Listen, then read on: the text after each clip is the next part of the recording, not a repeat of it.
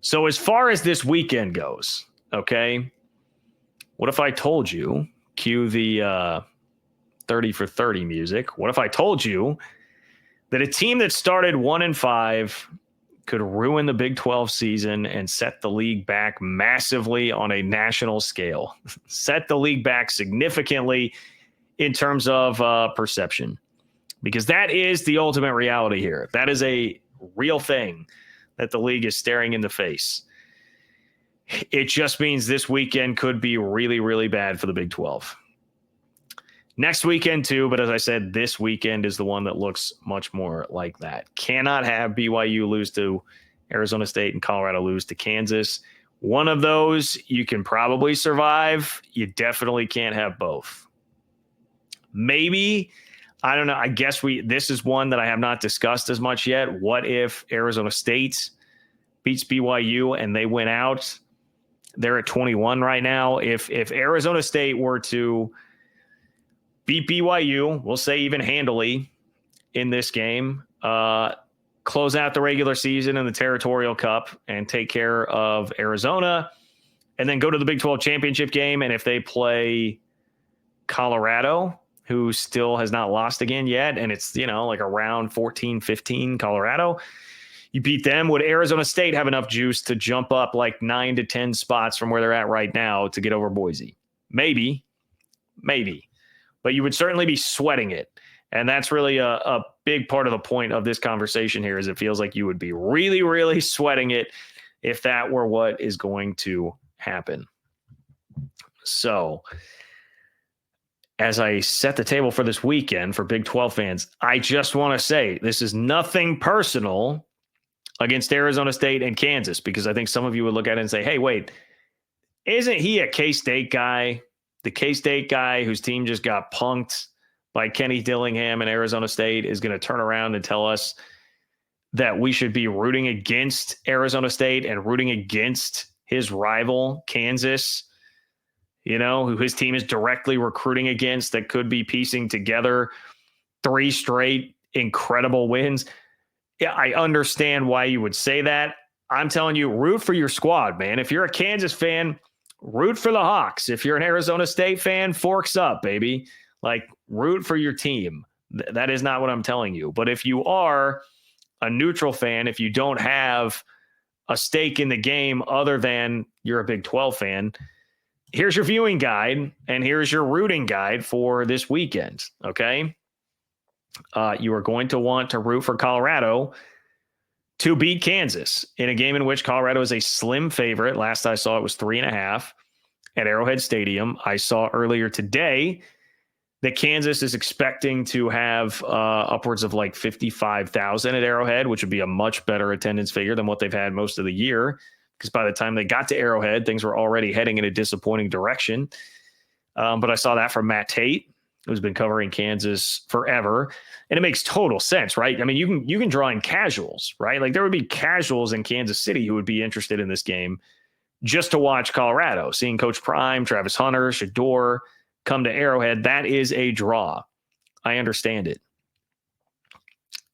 You then would also want to be rooting for BYU to beat Arizona State. And that, I got to be honest, having just witnessed Arizona State in person, watched them play from the press box at Bill Snyder Family Stadium,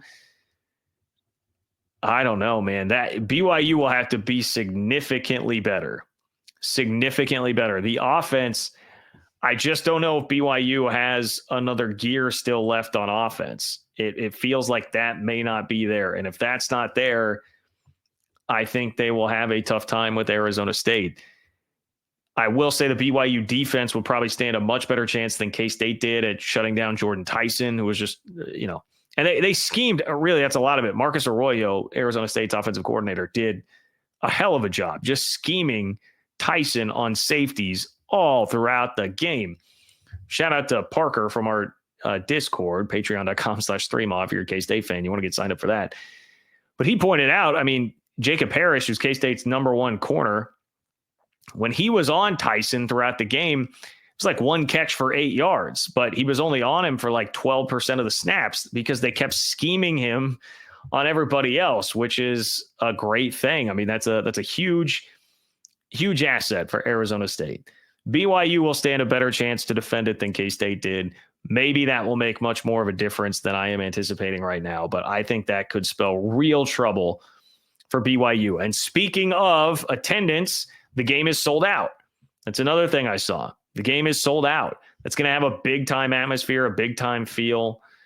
Josh Pate from deep in SEC country is opting to go to that game instead of Ohio State, Indiana, which is a nice feather in the cap for the league there to get that. So that's game number 2. Colorado to beat Kansas, BYU to beat Arizona State. You're going to want to root as well for Boise to lose at Wyoming. And with that, I say good luck. Wyoming is 2-8. I just saw that. I remember the beginning of the year when Arizona State, I believe it was, beat Wyoming. And we were like, hey, that's pretty impressive. Weren't expecting that. Wasn't expecting that really from the Sun Devils. Yeah, Wyoming's not good. They're not good this year. Boise has had some slow starts. You know, even last week, you look and saw they were down 14-0 at San Jose State, who's a much more capable team. Didn't come through, though. Boise was able to pull that out fairly comfortably. So don't hold your breath, but that would be next on your viewership list here. If you're a Big 12 fan, your rooting interest list for the weekend. And then finally, you're going to want to root hard for Notre Dame to beat Army. I do not also want to be somebody that's accused of telling you to root against America here. I mean, look at the rap sheet that I'm building up here. I'm telling you to root against my rival. I'm telling you to root against the team that just spanked mine last week. And now I'm telling you to root against America in favor of one of these big brands that is just ruining college football. Unfortunately, I'm giving you the truth, okay? I may not like it, but I'm giving you the truth. You're going to want to root for Notre Dame to beat Army. So again, I just say that to say root for your team, but if you care about the general interest of the Big 12 and you don't have a dog in the fight in any of those games, that's who you will want to root for. And it is so wild that all of this really has been started by a team that was 1-5, left for dead. The vibes were horrendous around Lawrence and the Kansas football program earlier this year. I mean, short little recap here. They're not able to play games in a home stadium. They started by playing where Sporting Kansas City plays for the first 2 games of the year. They lost one of those to UNLV. Then they have to go play these sparse crowds at Arrowhead. They lose 5 games in which they had a lead in the fourth quarter. The other one against TCU, they were down by 1 in the fourth quarter, and it was a very close game.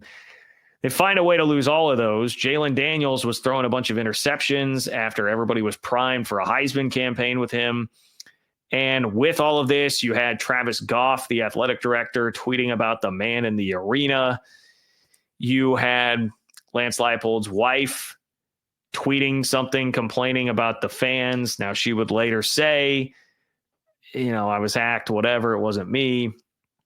It felt like the Kansas fan consensus was that was her. I don't know. You can be the judge on that. But that's what was going on. And that was just at the beginning of the losing streak. Then it got worse from there. Kansas should have won at K-State to snap a long losing streak to their rivals. They have not beaten K-State since 2008. They would have if not for catching a kickoff out of bounds at the 1-yard line that turned into a safety. I mean, that's been the kind of year that Kansas has had. But what have they done since then?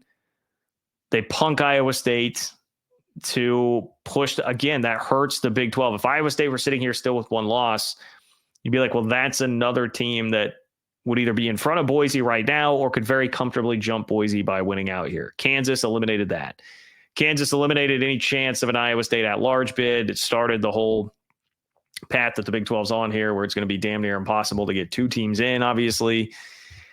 And then Kansas goes and beats BYU, hands them their first loss. That significantly hurts the conference and where their position is right now. And Kansas can go for the trifecta and eliminate Colorado, from being able to help the Big 12 against Boise in all of this as well this weekend. It's insane. It is so par for the course in what people expected this conference to be. maybe I can't even really say par for the course because we don't. I mean, what is the course? Like what is par in this new Big 12? It's the maiden voyage. It's the first year of it. But I think the point with that would be everybody said it would just be this zany conference that beats each other up. That's what we've got here. A team that started 1-5 is perfectly capable of beating arguably the best 3 teams in the league in succession here, which is what would be happening if they do beat Colorado this week. Is it crazy to say this would be the best win that Colorado has had this season? Like, people won't recognize it as that, and I don't say that as a trying to run down Colorado's resume, but the way Kansas is playing right now, you're getting the version of Kansas that very easily could be like 9-1, 8-2 right now, and you're having to do it on the road. You very easily, I would say, could argue that perhaps would be the best win that Colorado has had this season. Hold your breath. Hold your breath this weekend, Big 12 fans. That's all I will say about that. If you want to use your breath right now for complaining about the committee, that is totally fine. There are a million things to complain about, and everybody is complaining about it, including our good old friends in the SEC.